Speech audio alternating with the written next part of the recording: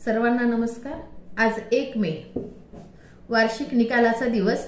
आई वडिलांच्या पोटात गोळे आले होते की माझ्या मुलाला किती मार्क पडले। हा गोळा आला कशासाठी तर सामाजिक जे काही तुमचं स्टेटस आहे ते जपण्यासाठी।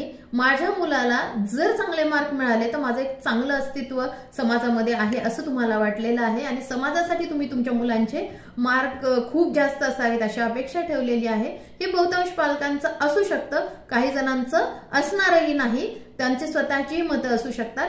पण कृपया माझी अशी तुम्हाला विनंती असेल की तुम्ही अंकात्मक विकासाकडे दुर्लक्ष करावं आणि त्याच्यामध्ये जो व्यक्तिमत्व विकास झालेला आहे, जे कौशल्य त्याच्यामध्ये निर्माण झालेले आहेत, ज्या संकल्पना त्याला क्लिअर झालेल्या आहेत, जी अंडरस्टँडिंग पॉवर त्याच्यामध्ये निर्माण झालेली आहे याकडे पूर्णपणे लक्ष द्यावं। ते जाणून घ्यायचं असेल तर परत तुम्हाला काय करावं लागेल की तुमच्या मुलांचा मित्र बनावा लागेल, त्याच्या सोबत बसा आणि त्याचा जो अभ्यासक्रम आहे तो जाणून घ्या। त्यामध्ये अजून काही तुम्हाला वाटत असेल की याच्यामध्ये तो पुढे गेलेला आहे किंवा कमी पडलेला आहे, त्यासाठी तुम्हाला जी काही मदत करता येईल ती मदत करा। फक्त पेपरवरचे मार्क म्हणजे त्याचा विकास आहे हे तुमच्या डोक्यातलं खूळ काढून टाका असं मला वाटतं।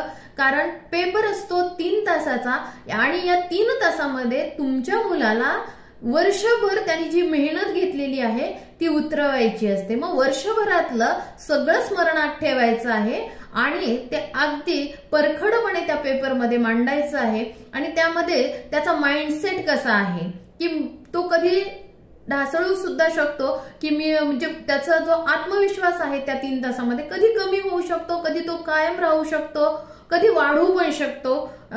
त्यामुळे काय होऊ शकतं की त्याच्या मार्कामध्ये कमी जास्तपणा येऊ शकतो आणि तो जसा व्यक्त होणार आहे तसे गुण त्याच्या पेपरवरती दिसणार आहेत।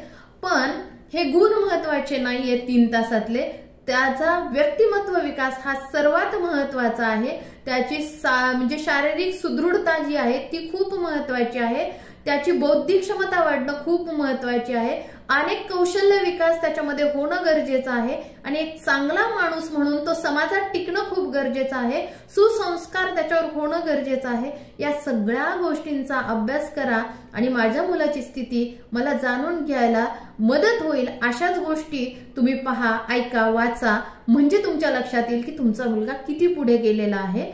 गुणांचा किंवा पेपरवरच्या अंकांचा विचार करू नका, त्याच्या ज्या आंतरिक गुण आहेत, त्याच्या विकासाचे जे गुण आहेत, कौशल्य आहेत त्याचा अभ्यास करा। नक्कीच तुम्हाला समाधान मिळणार आहे, कारण शाळेत जाणारा प्रत्येक विद्यार्थी घडत असतो आणि घडल्यानंतर एक दिवस तो देशही घडवत असतो, हे नक्कीच आहे। शाळेवर विश्वास ठेवा, शिक्षकांवर विश्वास ठेवा आणि तुमच्या पाल्यांचा मित्र बना।